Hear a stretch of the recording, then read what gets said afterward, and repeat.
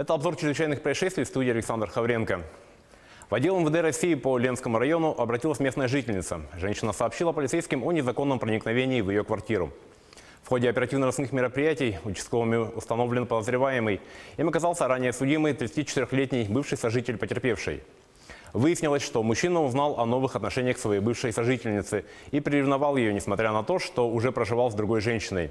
Решив разобраться в ситуации, он пришел в квартиру, в которой потерпевшая проживала со своим новым возлюбленным. Хозяйка не стала впускать мужчину в дом, тогда злоумышленник выломал дверь, проник в жилье, где устроил скандал на почве ревности и нанес побои женщине, а также ее новому сожителю.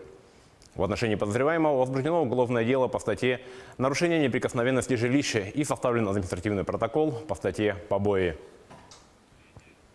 В дежурную часть столичной полиции обратился местный житель с сообщением о краже денег из гостиницы.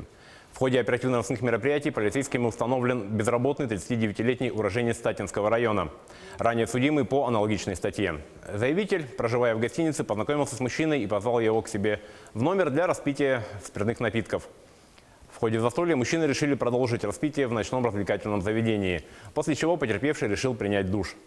Воспользовавшись этим, гость достал из кармана куртки потерпевшего денежные средства в размере 7500 рублей и похитил их. Похищенное мужчина потратил на покупку спиртного. Возбуждено уголовное дело по статье «Кража». В первый отдел столичной полиции обратилась жительница Якутска с заявлением о краже холодильника из ее квартиры. Материальный ущерб составил 10 000 рублей.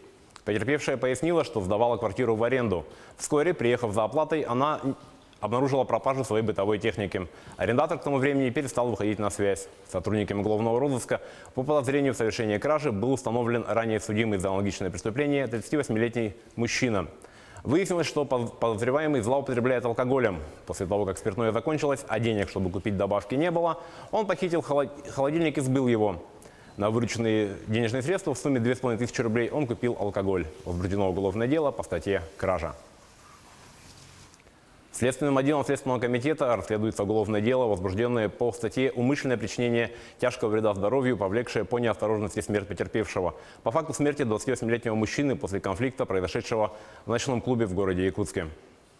По данным следствия, ночью 1 января текущего года 28-летний мужчина в ночном клубе «Шахрин-Сабис», расположенном на улице Петра Алексеева, в состоянии алкогольного опьянения на почве внезапно возникших личных неприязненных отношений нанес 4 удара по голове 28-летнему посетителю заведения. Пострадавший был дезориентирован, ему оказали экстренную помощь, вследствие чего мужчина пришел в сознание и смог добраться к месту жительства, где впоследствии скончался. На следующий день его тело было обнаружено соседями. Причиной смерти стала черепно-мозговая травма. Что касается обвиняемого, после совершения преступления он скрылся из ночного заведения, но через некоторое время оперативные сотрудники полиции установили его местонахождение. Он был доставлен к следователю и задержан. В ходе допроса он признался в совершенном преступлении и дал следователю показания об обстоятельствах его совершения. 16 января текущего года по ходатайству следователя судом в отношении него избрано меры пресечения в виде заключения под стражу. Ему предъявлено соответствующее обвинение. В настоящее время по уголовному делу проводятся следственные мероприятия, направленные на сбор и закрепление доказательственной базы.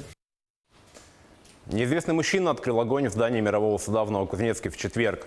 В результате происшествия один пострадавший, раненый в живот, скончался в больнице. По данным следствия, утром 16 января вооруженный 45-летний мужчина пришел на судебный участок мирового суда в Новокузнецке и выстрелил в преградившего ему вход судебного пристава.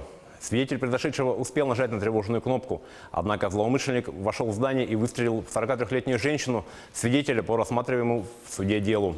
Пострадавшие были госпитализированы, но раненый выстрелом в живот мужчина скончался в больнице.